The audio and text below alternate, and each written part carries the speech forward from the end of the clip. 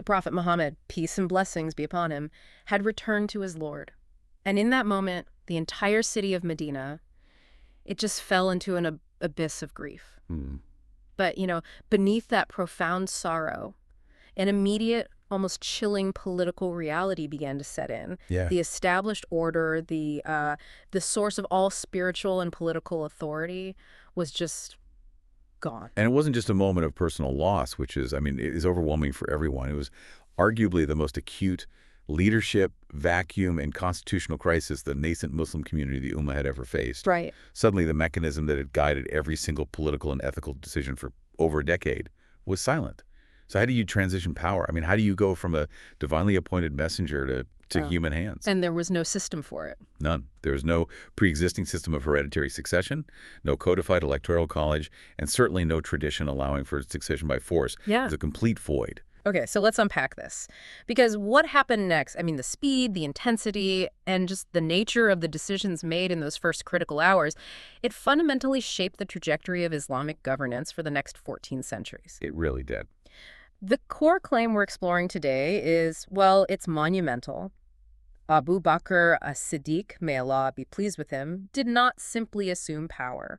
He established a foundation of lawful governance rooted not in personal fiat or, some tribal claim, but in shura. In collective consultation. And community consensus. That's precisely right. He transformed what could have instantly, and I mean instantly, devolved into utter political chaos or even civil war into a structured constitutional process almost overnight. It's incredible. The historical narrative often focuses on the emotion of the day, which is understandable, but we're diving past the anecdote to examine the foundational legal principles he was literally forced to invent on the fly. Welcome to the Deep Dive. Our mission today is a detailed, thorough exploration of these foundational constitutional decisions, which we've cataloged here as cases 1 through 8, all established by the first Caliph, Abu Bakr As-Siddiq. And our goal for you, the listener, is not just to recount history, it's to help you quickly understand how political instability was immediately countered by structured constitutional order, and why these 7th century decisions still resonate so profoundly in modern concepts of government legitimacy, limited power, and really the social contract itself. Yeah, we're dissecting the very origins of statecraft in this new political entity. We're analyzing the legal precedents set by the companions that allowed the state to survive its absolute greatest existential test. So this situation demanded immediate action, even before the physical grief could really be processed. Let's start right at the epicenter of that crisis. Let's do it. The sources make it undeniably clear that the immediate shock created a constitutional vacuum. People were just paralyzed. We have all these accounts of key companions reacting with total disbelief or deep, deep distress. Of course. But while the community mourned, the practical reality of governance, things like defense, finance, social order, it couldn't just wait. No, it couldn't. The sheer urgency of establishing legitimate continuity was paramount. And what's truly revolutionary here is Abu Bakr's prioritization. He put the need for political stability above the most profound personal grief imaginable. That's a huge point. He recognized that if they waited, if emotion dictated the timeline, the political future of the community would just splinter. It would splinter irreversibly along all the old tribal lines. So his very first move was not to mourn, but to assess the political landscape and then act decisively to impose a process. Absolutely. While the body of the Prophet, peace be upon him, was still being prepared, a critical political meeting had already begun somewhere else in the city. He immediately convened the companions at a place called Saqifa Banu Sa'ida for deliberation. Now, this location, it was just a simple shelter, belonged to the Banu Sa'ida tribe, and it was where the Ansar, the helpers of Medina, had already started meeting to discuss their own proposal for succession. So they were already moving. They were. And Abu Bakr, along with Umar and Abu Ubaidah, they went there immediately. That action itself, just walking into a gathering that could have so easily become a secessionist assembly, it signals a fundamental constitutional principle right there. It does. He didn't just step forward in the central mosque and unilaterally declare himself the leader. He went to the place of immediate, active political dispute. Precisely. The principle established in that initial action is monumental for political theory. It's that leadership cannot rest on raw emotion, or on a tribal claim, or even on perceived spiritual proximity. It has to emerge from collective shura and community consent. So the process comes first. The process is everything. The act of entering the Saqifa and forcing a dialogue rather than letting the dispute just simmer was, in essence, an emergency constitutional convention. They understood they had to create the binding political structure before the situation deteriorated and the various factions could entrench their positions. I find the parallel here so compelling. I mean, this is exactly what we see in modern states after a sudden rupture. The meticulous protocols for emergency power transfers or convening special assemblies to bridge a governance gap. Sure. But in Medina, this protocol had to be invented on the spot under existential pressure. It signals that even in the most tumultuous moments, the basis for authority has to be rational, consensual, and procedural, not impulsive or coercive. And this procedural choice immediately elevated the concept of shura from just being an advisory tool to being a foundational mechanism of state formation. The constitutional vacuum was filled not by a person, but by a process of political deliberation. Abu Bakr forced everyone to agree that the method of selecting the leader was more important than any individual's claim to the leadership itself. Which makes me wonder about the risk. I mean, walking into that Saki was incredibly dangerous. The Ansar, they had legitimate historical grievances, deep-seated tribal networks. The atmosphere must have been just electric, with tension, grief, and this sudden realization of their own vulnerability. How did he navigate that?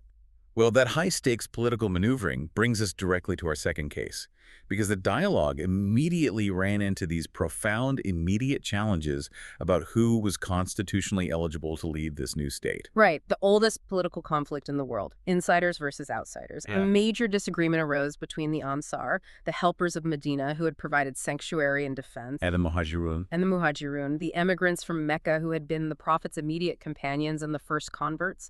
The Ansar were arguing for their merit based on sacrifice and hospitality. And this was the first major political hurdle, where those old tribal and geographic loyalties threatened the new unity established by the Prophet, peace be upon him.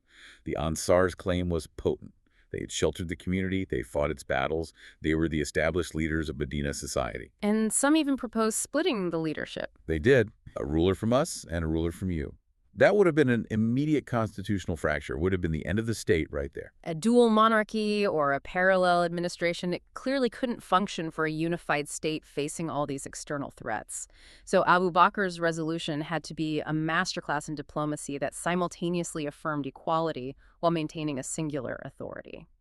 And he achieved it using rhetoric rooted in both religious precedent and political pragmatism. Yeah. He didn't just dismiss the claims of the Ansar, he affirmed their pivotal role in their inherent equality, but he argued that the leadership, the executive role, should remain with the Muhajirun because of their precedence in accepting Islam and their specific context as the Prophet's tribe. And he did it with that unforgettable quote, affirming unity while establishing roles, stating, "We are rulers and you are ministers." But let's analyze that phrase deeply. What constitutional weight does ministers or, advisory partners carry when rulers seems to hold all the executive power? The constitutional weight is immense. It's immense because it reframes the entire dispute. He's saying, we acknowledge you are vital to the functioning of the state. You are not subjects. You are partners. I see. The term ruler, umara, here defines the executive decision-maker, while minister, wuzara, defines the indispensable consultative and advisory role. By offering the role of ministerial partnership, he guaranteed the Ansar's essential role in the governance structure. It prevented them from feeling marginalized or disenfranchised. So the lesson is that consensus in this kind of constitutional environment isn't just about getting a simple majority vote. No, not at all. It's the highest form of political legitimacy, and it's achieved through recognition and the structural inclusion of all vital competing stakeholders. It turned a win-lose situation into a shared governance model. Absolutely. This laid the groundwork that unity through inclusion and consensus is the highest constitutional value.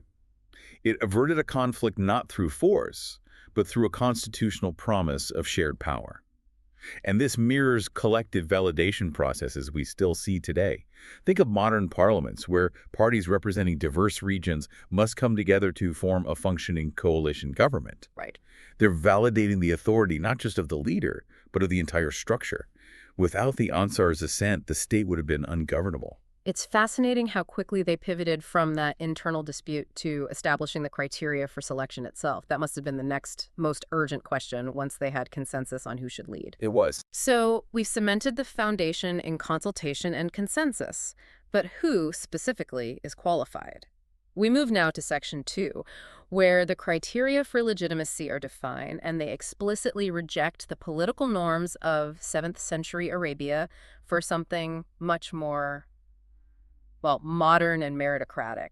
That's the perfect word for it. In a world dominated by tribal hierarchy, where lineage, blood, and pedigree were everything, the idea of rejecting that as the primary source of political authority is truly radical. Oh, it's a revolution in political thought. Yet Abu Bakr was chosen based on something fundamentally different: demonstrable service, merit, and implicit trust. This is perhaps the critical constitutional pivot point that differentiates the caliphate from the empires and monarchies surrounding it. It signaled immediately that the caliphate would not be an inherited monarchy, nor would it be a tribal chieftaincy based on who had the strongest lineage claim. If lineage had been the primary criterion, the selection process would have been entirely different and probably violent. I would argue that rejecting Qurayshi lineage as the sole prerequisite was a political necessity to ensure broad buy-in, but the principle they established went far beyond mere political expediency. It set a standard of moral and religious qualification. It did, and the source material highlights this beautifully with the rationale given by Umar in the Saqifa. When the Ansar presented their claim, Umar didn't just counter with some abstract argument about Muhashirun precedents. He pointed directly to a tangible, demonstrable act of religious and political trust that was bestowed upon Abu Bakr by the Prophet himself. Right, the quote being that famous rhetorical question. Who is better than you, O Abu Bakr, when the Prophet, he appointed you to lead prayer? This is specific, powerful, and historically anchored evidence that fundamentally dictated the selection criterion. By appointing Abu Bakr to lead the prayer, the imamah, during his final illness, the Prophet had indicated a clear precedence, a trust in his moral authority and fitness to represent the community in their most sacred duty. And the logic was just undeniable. It was. The logic adopted by the companions was clear. If he is fit to lead the community in their most important act before God, he is inherently the most qualified to lead them in their temporal political affairs. That immediately establishes the constitutional principle. Moral and religious authority must precede political authority. The underlying requirement is a man of trustworthiness. You can't govern effectively if you haven't demonstrated impeccable character, reliability, and selfless service. And that standard is revolutionary because it is, in theory, universal and non-hereditary. This concept of merit-based leadership selection, where competence and trust supersede birthright or tribal power, it serves as the foundational ideal for modern constitutionalism, for civil service structures, for meritocratic systems everywhere. They were setting the template. They deliberately chose demonstrated competence, piety, and trust over the politically convenient option of birthright. They were setting the template for leadership selection based on quality, not blood.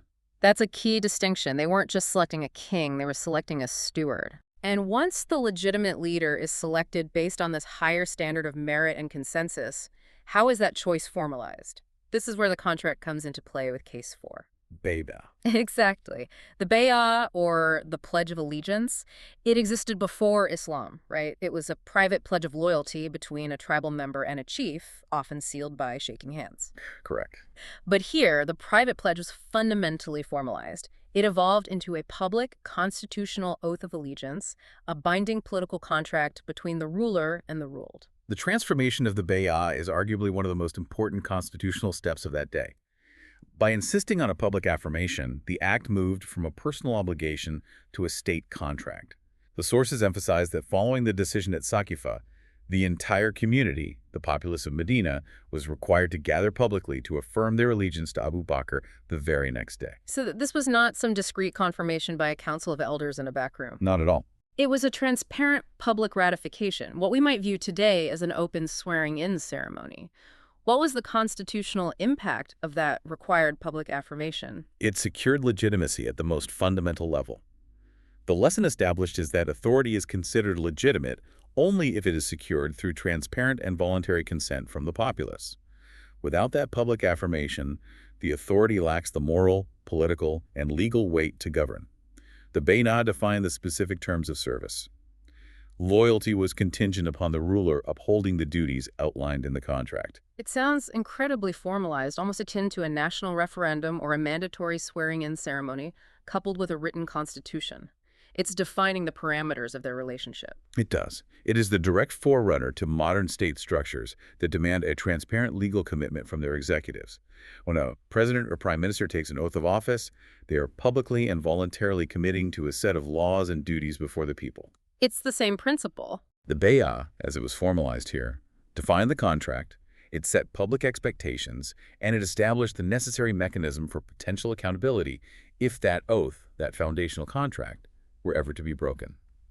It anchored the authority not in compulsion, but on a transparent, voluntary commitment by the governed to accept the governance. But I have to ask, was it truly voluntary? If you were a citizen of Medina, how much choice did you realistically have once the three major figures, Abu Bakr, Umar, and the senior Ansar leadership, had already agreed? That's a crucial, critical question. While the initial decision at Saqifa was highly contested and involved intense deliberation, once a consensus was struck between the leadership groups, the public bay'ah served to present a united front and legitimize the selection post facto. Ah, so it solidified the political reality. Exactly. While the choice of who was made by consultation, the act of obedience was formalized by the contract. So the key constitutional element wasn't necessarily the freedom to choose another candidate at that point, but the freedom to give or withhold their oath, though withholding it would legally signify opposition to the state's political structure itself. Which immediately established the principle that organized dissent was essentially constitutional suicide. A very dangerous position to take. Okay, so once authority is established through merit and contract, the next, and perhaps most challenging phase, is ensuring the integrity of the state and guaranteeing the rule of law.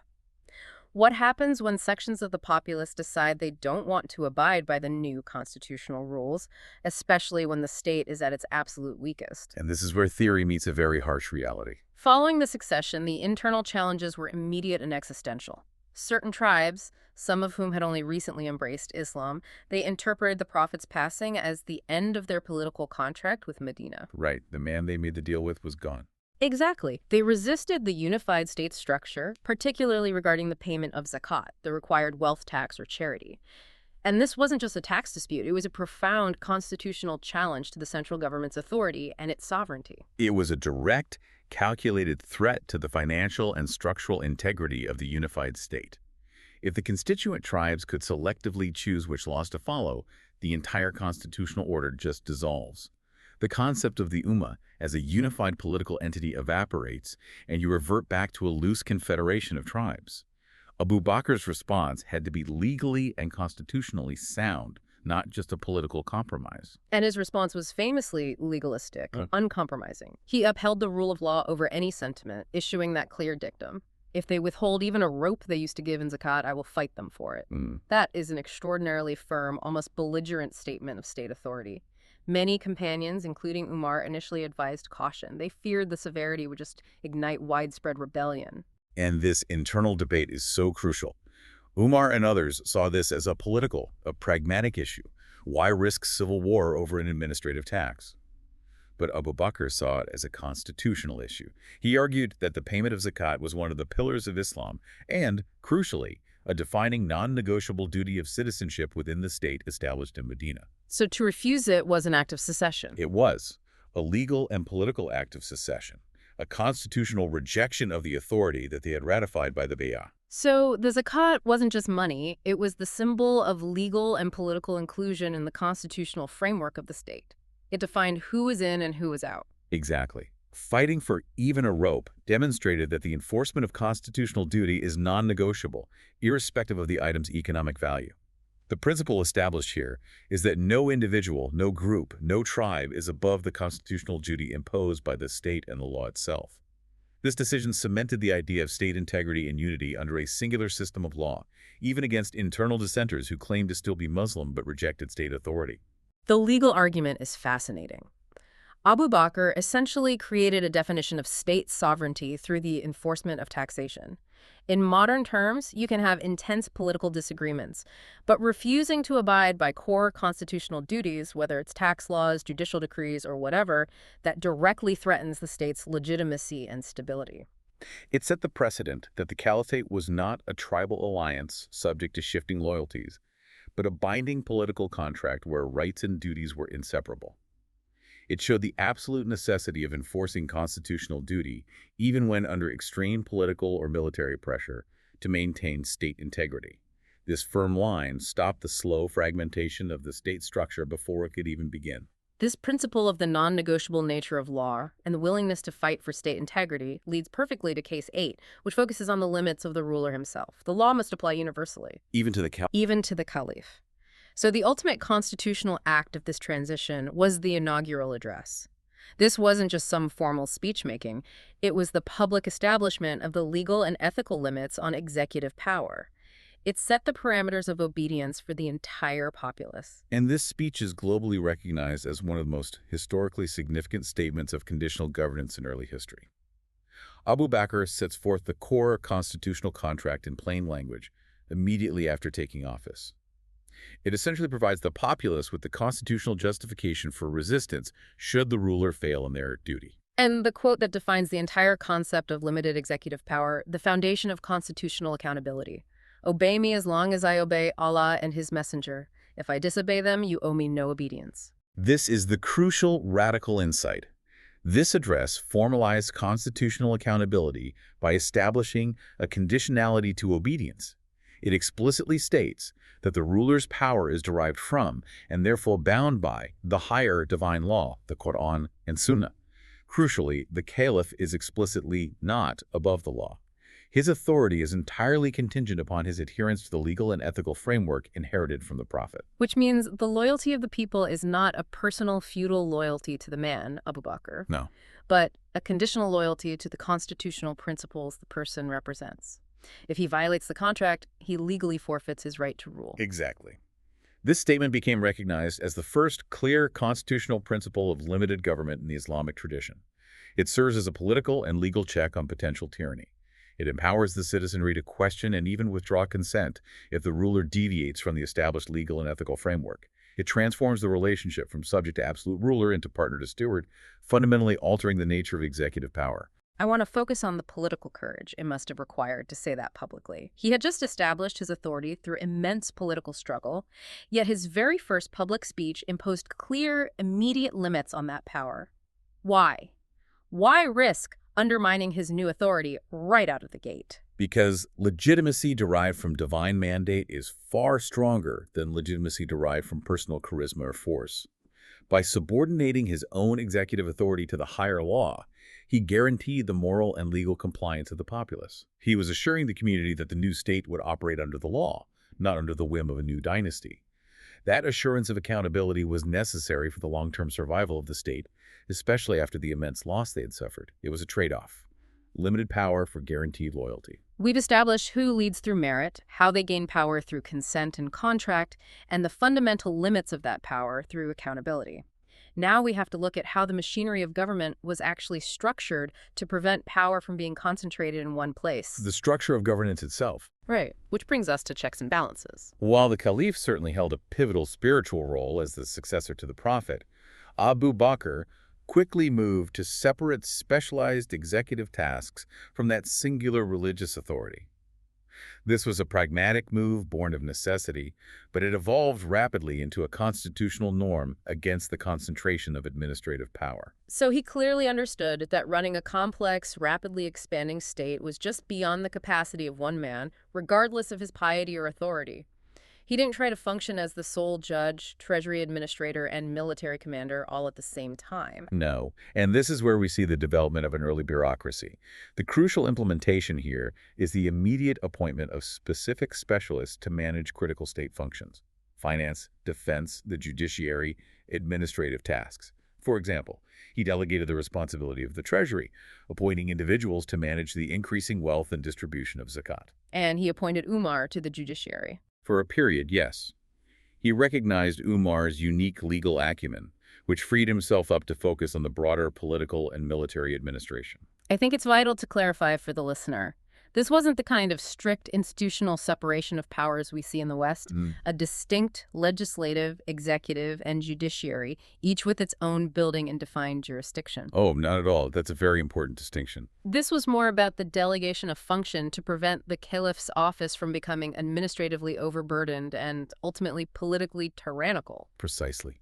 It was delegation of functional authority, rooted in the principle that the concentration of power in a single unchecked office is contrary to the spirit of prophetic governance, which always emphasized consultation and the distribution of responsibility. By creating specialized departments led by capable companions, he built an early system of bureaucratic specialization. He ensured that no single person, including himself, controlled all the levers of state power. The lesson here is foundational. The state requires specialized expertise, and the executive has to trust others with high-level authority.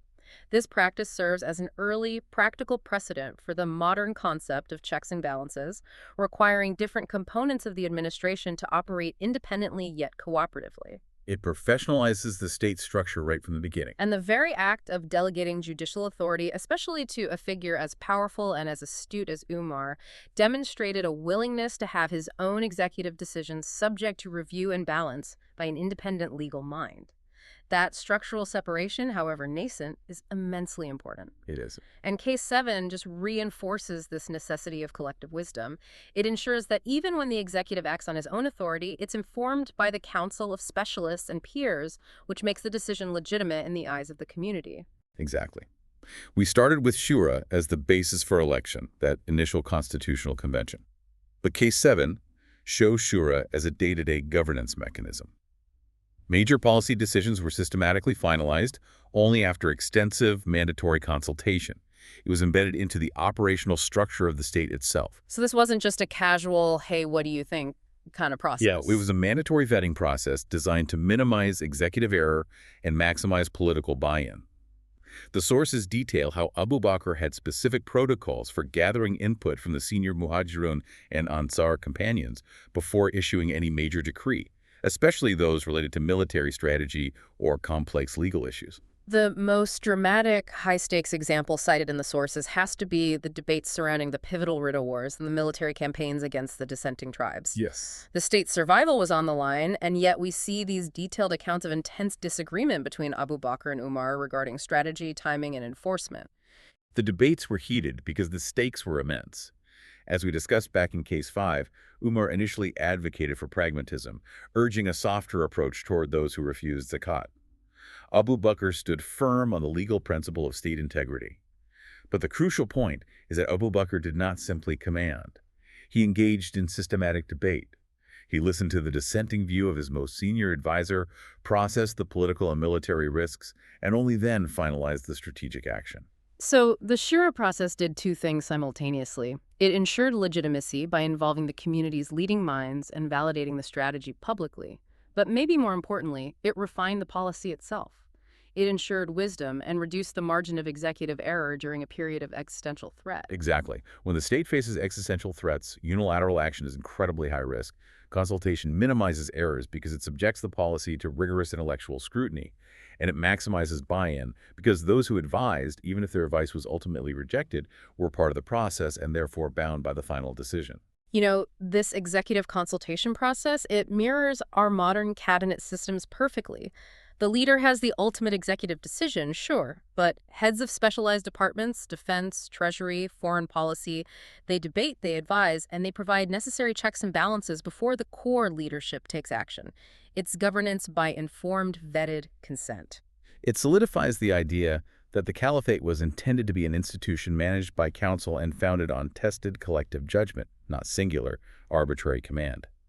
These 8 cases, when you take them all together, show that the transition of power was less about seizing control and much more about establishing a comprehensive legal framework for the state's continued existence. We've covered 8 distinct cases, 8 constitutional principles established in the immediate aftermath of the Prophet's passing.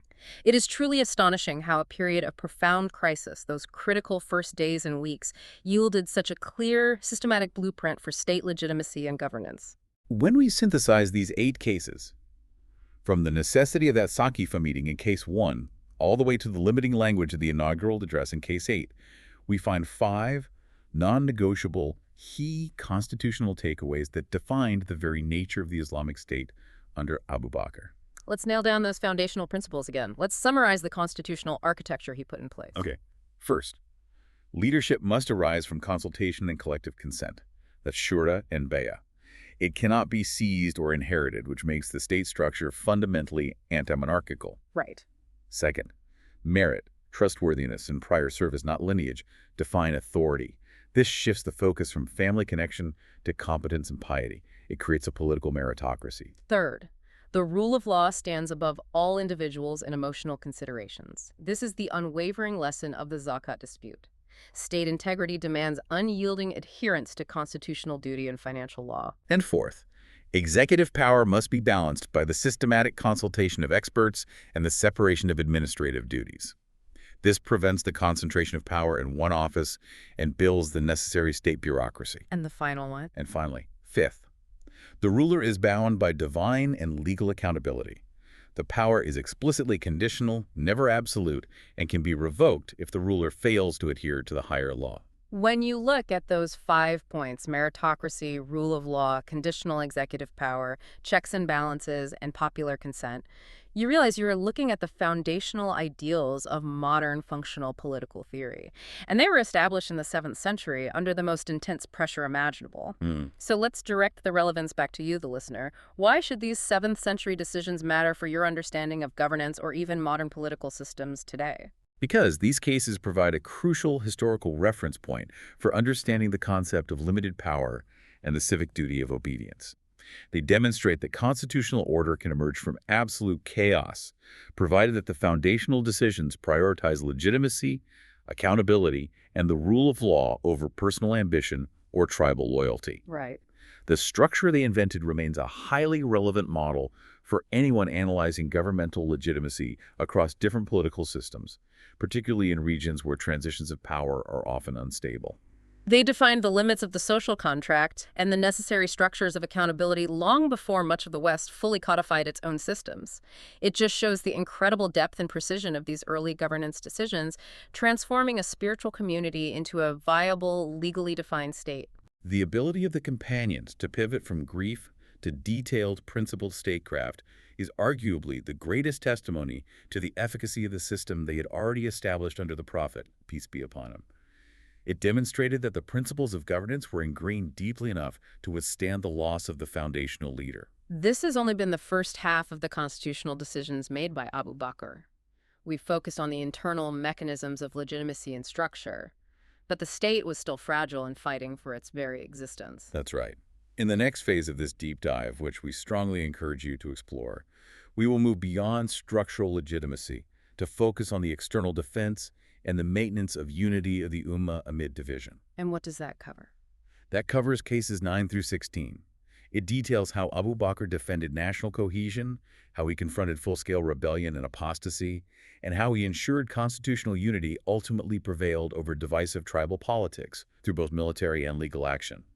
That's where the structure we discussed today gets tested in battle and solidified into permanent state policy. A crucial next step. As we conclude, let this thought linger with you, drawn from the core principle of duty established by Abu Bakr in those fateful moments. Power was not his ultimate goal, duty was. He demonstrated that when law and faith are united and prioritized over expediency, chaos can indeed be transformed into lasting order, shaping the entire course of civilization that followed. Which raises the essential question for you today. In governance, in leadership, or even in managing your own organizational structure, where is the essential balance between merit, collective consent, and that unyielding adherence to constitutional or ethical duty, even when that adherence is unpopular or risky? We thank you for joining us on this deep dive into the foundations of Islamic governance. Until next time.